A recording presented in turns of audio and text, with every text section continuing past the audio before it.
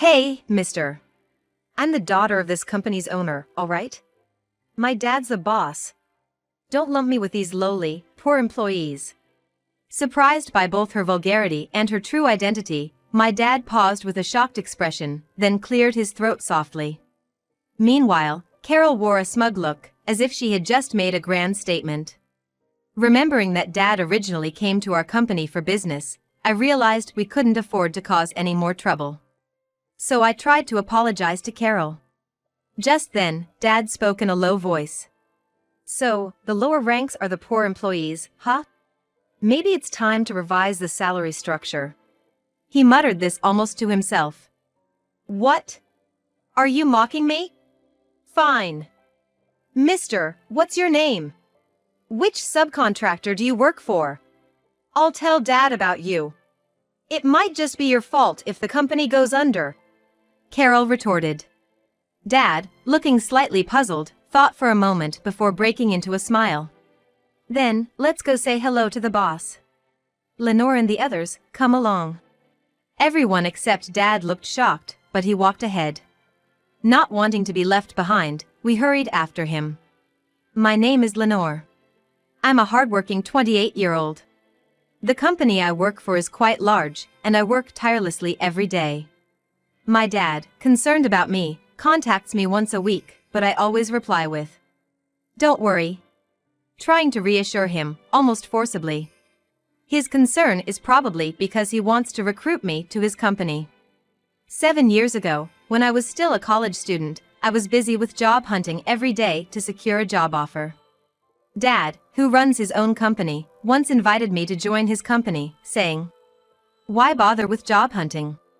You can just come work for my company." It's not that I didn't want to go to his company, but I didn't want to rely on such connections. I wanted to succeed on my own merit. And I wanted to work alongside him, as an equal, once I was fully competent at my job. I explained this and persuaded him. Reluctantly, he agreed, and I joined my current company. It's been 6 years since I started working here. Now, I have more responsibilities, and I even have subordinates. And it's our busy season. It's not uncommon for our department heads to be absent from the office for an entire day during this time, and sometimes I can't even sit at my desk for more than 30 minutes. We're that busy. I don't have the luxury of constantly worrying about Dad's feelings. Today, I've been bustling around the office since morning. Even amidst the rush, a shrill voice caught my ear as I passed by a meeting room, prompting me to stop. The door was slightly ajar, and peering inside, I saw a woman with a tray bowing her head before another woman who sat arrogantly, berating her. "How many times do I have to tell you? I don't like coffee, I want Coke." It seemed the employee had brought the wrong beverage. The angry woman looked younger than me, but whose guest was she? A frequent complainer, perhaps? It's disgraceful to fuss over complimentary beverages. I wondered what her parents would think. Just as I was about to open the door and intervene. Ah, there she goes again. I heard a voice behind me. Turning around, I saw my colleague Sissy peeking into the room. "You scared me. Don't just start talking out of nowhere." I chided her in a whisper, careful not to be overheard. "Sorry.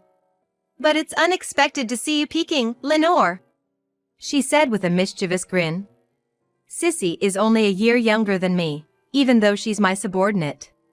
We get along well and often go out for drinks. Professionally, she's my subordinate, but in our private lives, we're like friends. I wasn't peeking. "By the way, Sissy, do you know who that woman is?" I asked. "Oh, she's quite notorious around here," Sissy replied with a slight smirk. "That's Carol, the boss's only daughter." His daughter? But why is she here? I inquired, puzzled.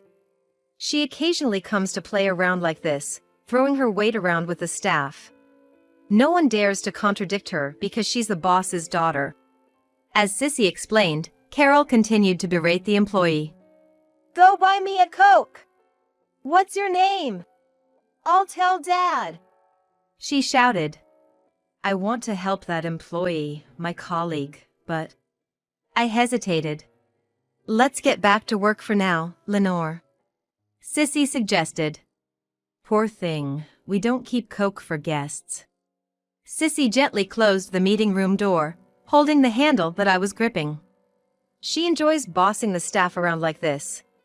She never actually reports anyone. Last week, it was ginger ale. You have work to do, Lenore. She's not worth your time. Her words reminded me of the tasks I had to complete. Sissy, are you free now? Want to come to the warehouse with me? Sure. I was actually looking for you. I have some business there too. We left the meeting room, the shouts still echoing, with heavy hearts. Why does Carol come here to play? She should be having fun with friends. She looks college-aged. I pondered aloud while checking inventory in the warehouse. Apparently, she's joining the company next year. She's been visiting frequently for that. You'd think she'd rather be with friends, but she doesn't seem to have many. Sissy commented. True. I mused, feeling uneasy about Carol. Shouldn't she value the employees who support her family's business? Especially since they'll be her coworkers and supervisors next year? It's not right to treat them as mere playthings. Does she not realize she's embarrassing her parents? As I pondered these things, the pressure of my pen on the inventory notes inadvertently grew stronger. Noticing this, Sissy glanced at my notes. I get why you're angry, Lenore. She's exactly the type of person you dislike the most, she said with a wry smile.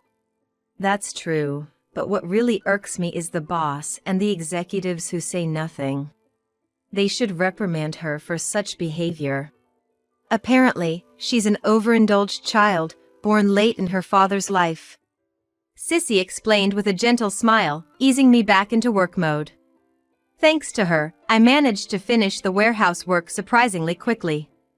Exhausted from the day, I was heading home when my mobile phone rang. It was a message from Dad. Lenore. I'm coming to your company tomorrow for a business deal. If you're free, I'd like to see you. I was surprised. Dad was visiting my office?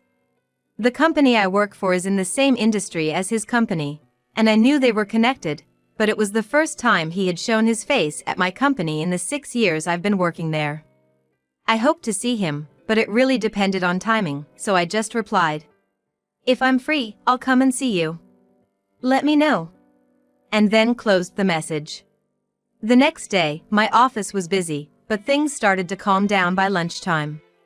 While eating, I received a message from Dad. I'll be at your company soon. I checked the time and decided to wait for him outside. As I got up, Sissy, sitting next to me, asked, Where are you rushing off to, Lenore? It's still lunch break. Oh, my dad is visiting the office today. I thought I'd go say hi since it's been a while. What? Can I come too, just to greet him? She asked excitedly. Sure, let's go together, I agreed. Sissy followed me, checking her reflection in the window and fixing her hair. I was pleased to have such an eager subordinate. While Sissy and I waited for my dad at the entrance.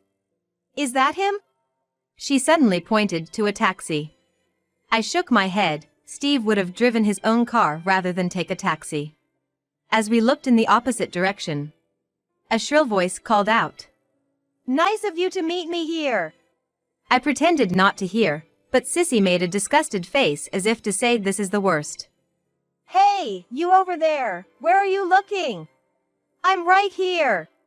I turned around, frustrated. And there was Carol. She was dressed inappropriately for the office, in a flouncy miniskirt and casual t-shirt, clacking her heels as she walked towards us. Excuse me, but you're mistaken. We're waiting for someone else here, I said, looking away again. In an ear-piercing tone, Carol shouted. What's with that attitude? Aren't you an employee here? Apologize right now. Sissy looked at me with a panicked expression. Yes, I'm an employee. But why should I apologize? I responded calmly. What? Carol seemed even more incensed by this.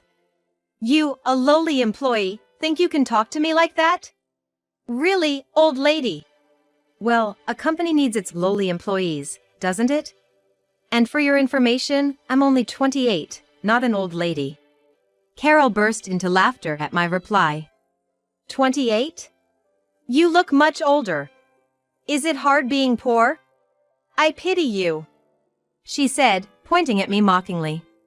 I was furious, but I couldn't do much since she was the boss's daughter. I had to stand there, seething in silence, as she laughed.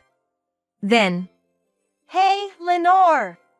Long time no see!" I heard a voice from afar.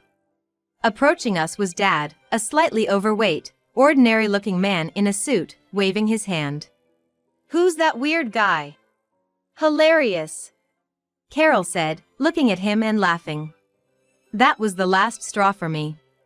"Excuse me, that's rude." I raised my voice. "What? Who are you yelling at?" Carol yelled back. "What's going on? Are you all friends?" Unaware of the situation, Dad smiled at me kindly. "What? As if I would be friends with these people." Carol snapped at him, switching her target from me to him. Dad's expression changed immediately. "How rude to say these people when you are colleagues who work together." He was right, but Carol wasn't convinced. "Listen, old man. I'm the daughter of this company's owner. My dad is the boss. Don't lump me with these lowly, poor employees." Dad looked shocked by Carol's rudeness and her identity, then cleared his throat softly. Meanwhile, Carol looked smug, as if she had just triumphed. Remembering that Dad originally came to our company for business, I realized we couldn't afford to cause any more trouble. So I tried to apologize to Carol. But at that moment, Dad spoke in a low voice. "So, the lower ranks are the poor employees, huh? Maybe it's time to revise the salary structure." He muttered this to himself. "What? Are you mocking me? Fine. Mister, what's your name? Which subcontracting company are you from? I'll tell my dad about you. You might just ruin the company." Carol spat out. Dad, looking puzzled, thought for a moment before smiling. "Well then, let's go greet the boss. Lenore and the others, come along." The only one unfazed by the situation was Dad, who had already started walking ahead. Not wanting to be left behind, we quickly followed him. We reached the boss's office, and Dad entered first. Sissy and I followed, tense. Carol, pushing past us, rushed to her father. "Dad! This man, he—" She began to tattle immediately. Before Carol could finish, her father spoke loudly. "This man? Who are you talking to?" "I'm sorry, Steve. My daughter lacks manners." He shot Carol a sharp look to silence her, then turned to us with a smile. "Ah, it's your daughter with you today?" "Did you know about me?" I asked, surprised. Dad sat down on a sofa. "Wait, Dad," Carol protested. Dad gave me a kind look, then turned his sharp gaze to the boss. "Earlier, your daughter called my daughter and her colleague lowly, poor employees. What's this about?" The boss's face tightened. "Well, they deserved it. They were rude to me, just low-end employees." Carol continued in her shrill voice. "What?" The boss turned pale and shouted angrily at Carol. "What are you saying? This lady is the daughter of a valued client, and this man is her father and the current boss." "Eh?" Carol's face turned pale, realizing the gravity of her actions. To think such a large company still treats its employees as poor. You've become quite the boss, haven't you? If your employees are poor, shouldn't the company be ashamed? The boss was sweating profusely. "I can't leave my daughter in such a place. She'll resign today." When the boss heard that, he immediately apologized to my dad and said, "I'm terribly sorry. I've heard your daughter is very skilled. Please, not resignation. And you, apologize to him." "Wait, Dad. What's going on?" I whispered to him. I had let the boss know that you were employed here, to look out for you.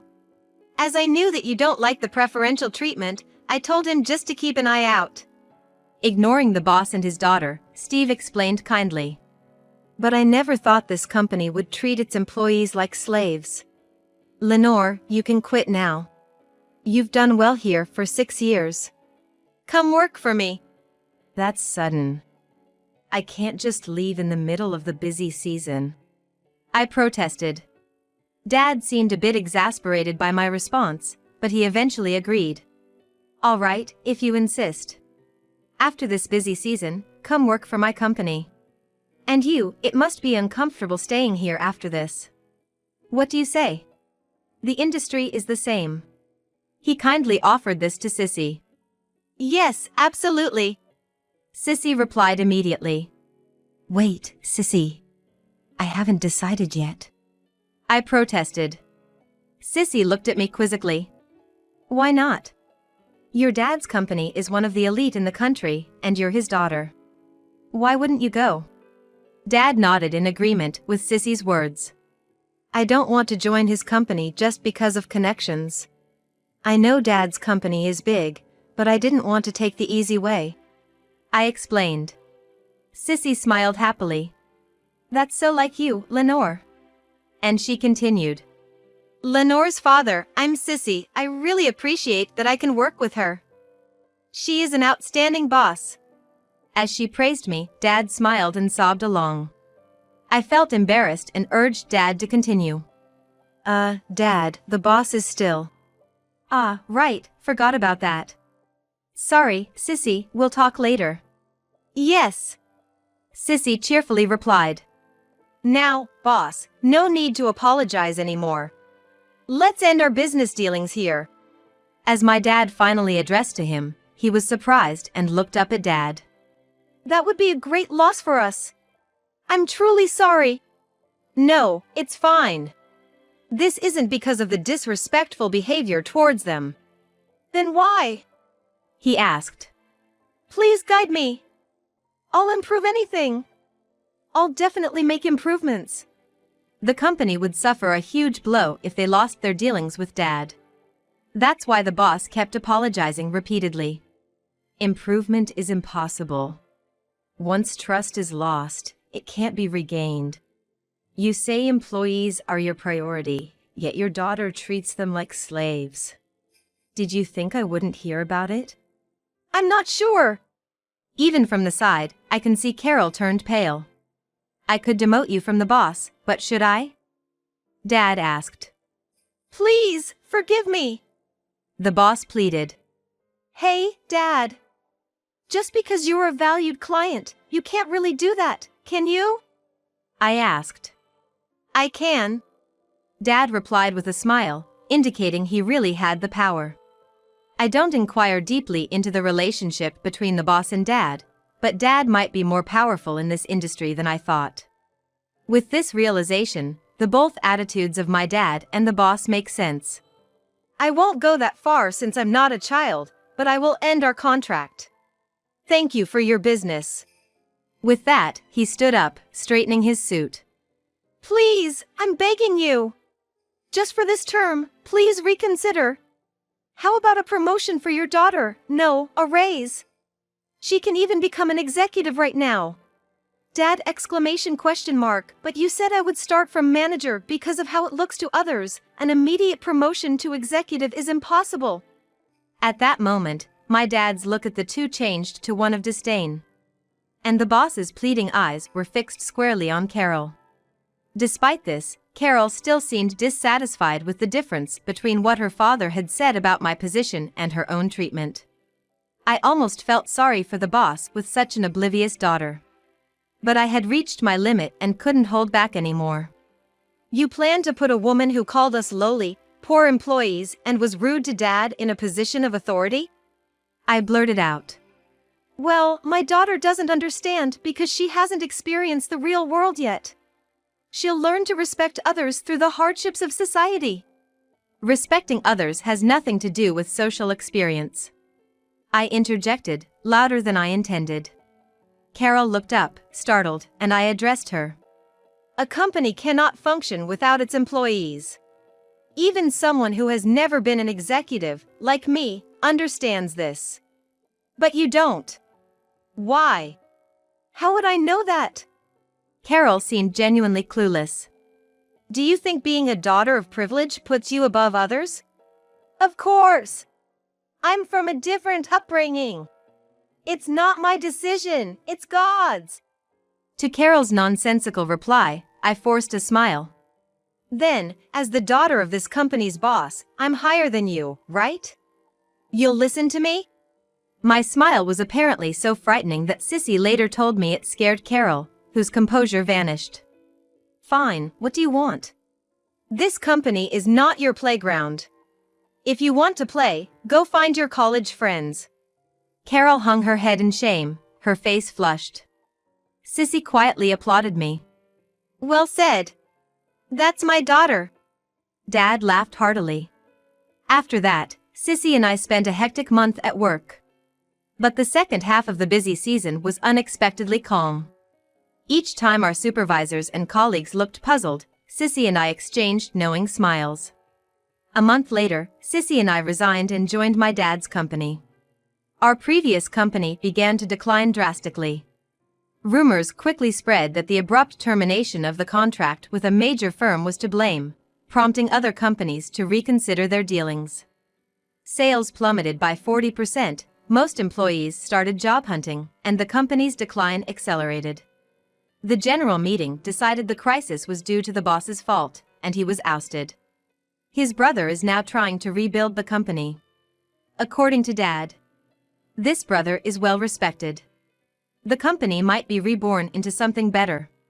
On the condition that the former boss's family no longer be involved, Dad began moves to restart dealings with them.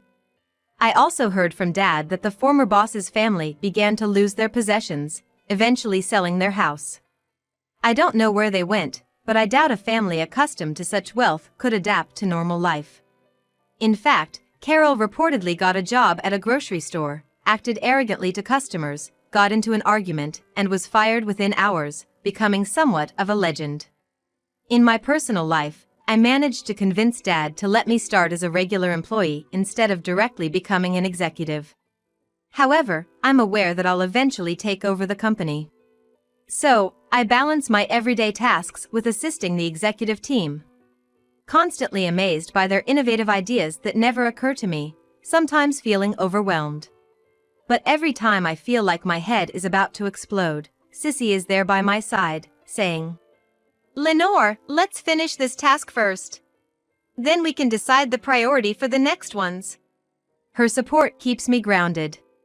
Sometimes the pressure of being the boss's daughter feels crushing, but with Sissy around, I can stay confident and cope. Interestingly, Dad also likes Sissy, and sometimes the three of us go out for drinks. Every time Dad gets tipsy and tells this joke. Lenore will be the next president, and Sissy the next executive officer. Don't even think about getting married and retiring, you too. He often tells this story laughingly. However, what Dad doesn't know is that I'm secretly in a relationship. My desire to get married is still a secret from Dad.